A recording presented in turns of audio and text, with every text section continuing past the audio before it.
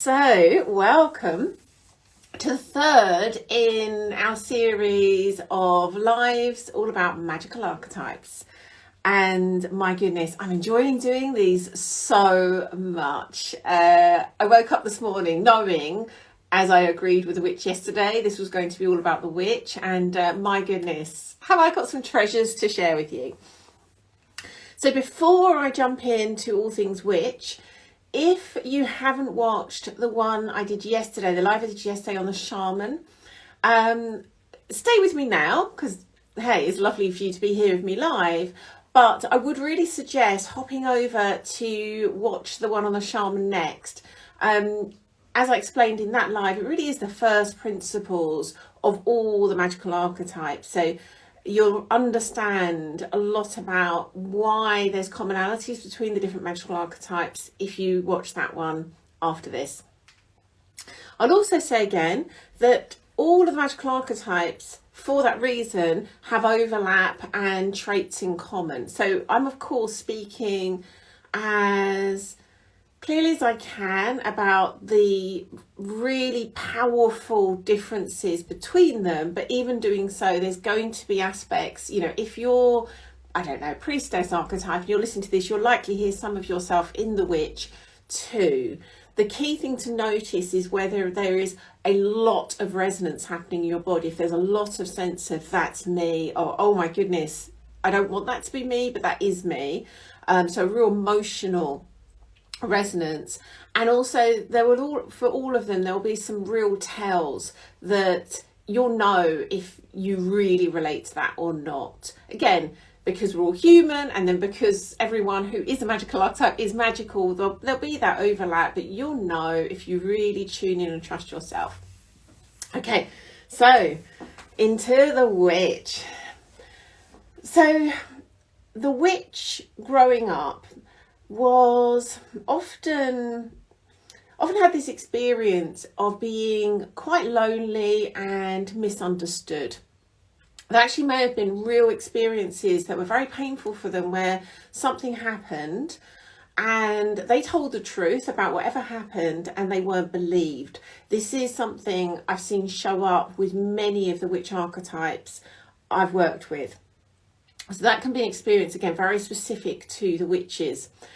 They also would have had a really strong pull to nature, to animals, to plants. These are the ones that are most likely to have been making those gorgeous like potions and perfumes from petals and water.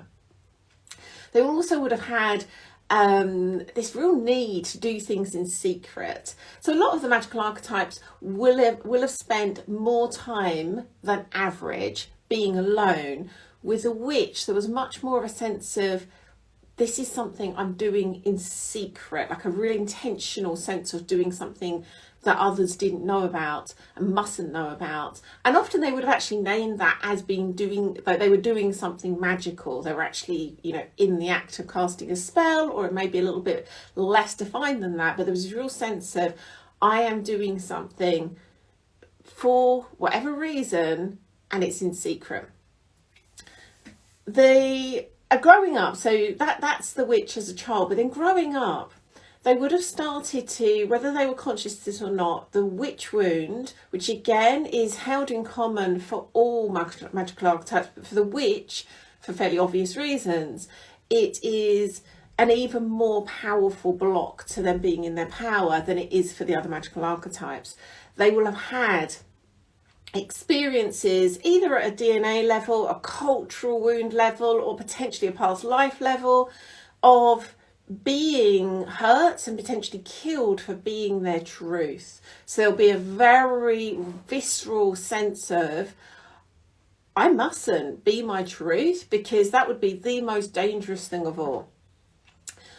So many of the people who came here, whose souls chose to come here to be the witch archetype, will be living in hiding, in terms of they will not be out and proud as being the witches they are. Even, again, a lot of them won't know this, but even if they do know it at some subconscious level, there'll be a real sense of, it's so dangerous. A key tell of a witch in hiding is they will create a lot of drama, a lot of what they don't want. This is because, and we'll talk about the kind of the gold of the witch in a moment, but this is because they are probably, of all the magical archetypes, possibly with the exception of the shaman, which shows up a bit differently, they are the most powerful manifestors. I've got chills as I'm saying that. The things I've witnessed my witches create, from just sharing a desire, speaking out a thought, and then, you know, like an hour later it happens. I'm covered in truth bumps at the moment because my goodness, I've known so many occurrences that are just like pure mind-blowing magic when it comes to their ability to manifest. Again, the challenge is when they're not yet consciously able to use that incredible power to manifest, is they manifest a lot of what they don't actually want. And that can be in the form of relationship woes, it can be in the form of money challenges, it can be work stuff, you name it, there will be all sorts of things happening. And the level of drama will be way above what's kind of typical. It's real kind of like big drama with an ex, or big drama with a client, or, you know, always these things are kind of much bigger than is typical. And it's for this reason, they everything they do it with kind of like max power and with such a high degree of ability to manifest whatever their focus is on. So again, for everyone actually, but specifically for the magical archetypes, focus is a really important and powerful thing. For the witches, take that and triple it. It's so much about the focus for witches. What else? Health challenges. This links to this. Health challenges are particularly common in witches. Again, what I'm about to say is true for many of the magical archetypes, but for witches, because they have this incredible manifesting power, when it's not being expressed in the world in an intentional way and from love, there is this almost like a bottling up or turning inward. So there could be a lot of things like autoimmune issues, mystery kind of pains, and things that are happening that they have no idea the source of, and they may have spent many years in the work of trying to heal themselves. This again, this is shared to an extent with the other magical archetypes, but for the witch this will be again much more of a thing for them. Money is something again that I have no idea quite why this is. I think it probably is tied to, again, this incredible ability to manifest what they do and don't want. But money is often a very big theme in witches' lives. They can be very dramatic, like highs and lows. And often there'll be the kind of like rags to riches stories. They may have grown up with a lot of money and then struggle in adulthood, vice versa. There's often this real theme of money showing up for them. I mean, again, we all share stories around money and experience with money, but with the witches, they'll be a bit more extreme than most. One final thing that pops into my mind is of course, the witch archetype isn't only for women. There can be absolutely men who embody the witch archetype. The ones I know personally are all women, and so what I'm about to say is true at an archetypal level, but I'm going to speak about how I've seen this show up in women. There's this very strong sense of being independent. They're very resourceful. Despite all of the manifesting what they don't want and all the highs and lows, they are extremely resourceful. They are the black cat that always lands on its feet. So they have this, whilst they are creating lots of what they don't want, they may have lots of fear about that. They also have this sense of, I can do it really. Ultimately, I'll be all right. They can be very courageous. They're often the ones that have travelled a lot, lived over abroad. But there is often this theme of an extra level of independence, like they are the original independent women. If we think about the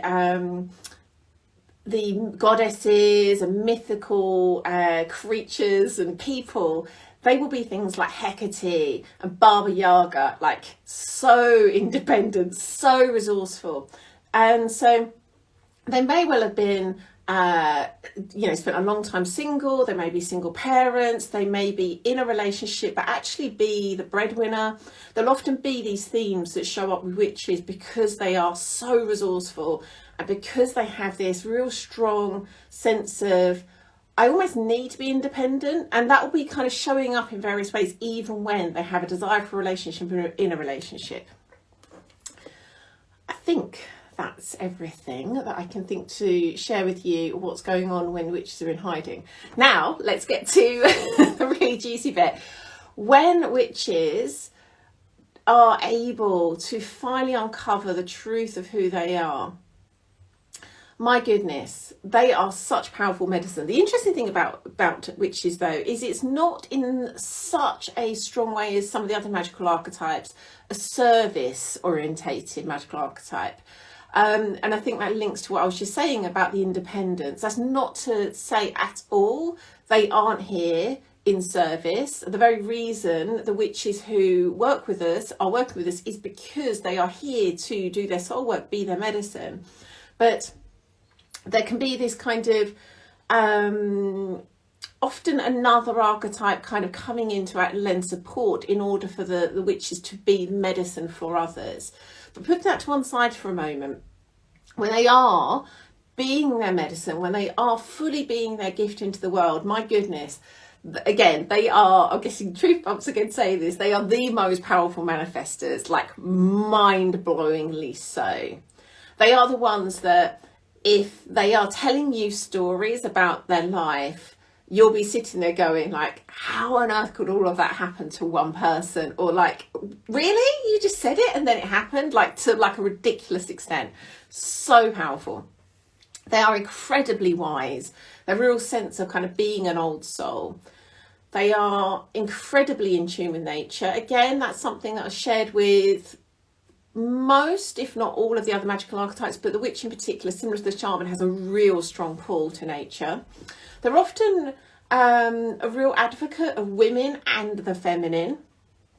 And often that will be somewhere or another, like they'll be drawn particularly to work with women if they're, for example, already in a sort of service providing role. They are very strong and, as I've said, independent. But again, if they've come here to be their medicine, to be of service, they absolutely will be. So this independence won't be where they're kind of like hiding away, not being their medicine. They will use all of that incredible witch medicine to be that into the world.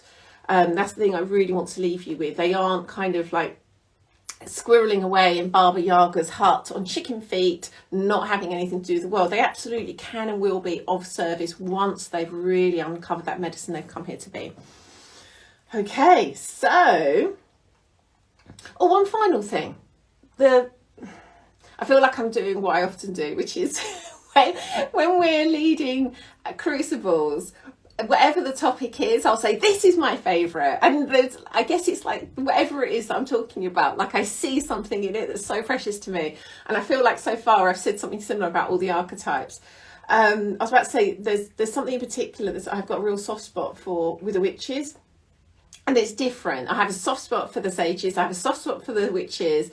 And I have, I guess, more of a deep sense of empathy and understanding with the shamans and the priestesses, which I'll explain when I come to the priestesses. With the witch, the soft spot is this. I can feel the emotion rising because they've been so misunderstood, because they've had so much drama in relationships. They often have this sense of other people don't really like them, don't trust them, and it's not necessarily true, and they may have some really good relationships too. But there is this sense of needing to kind of go it alone. And what I've noticed with our witches is they often are kind of my highest contact people, as in they'll reach out to me a lot, but they'll also test me a lot, especially in the early days where there's this kind of like, do you really love me? Are you sure you love me?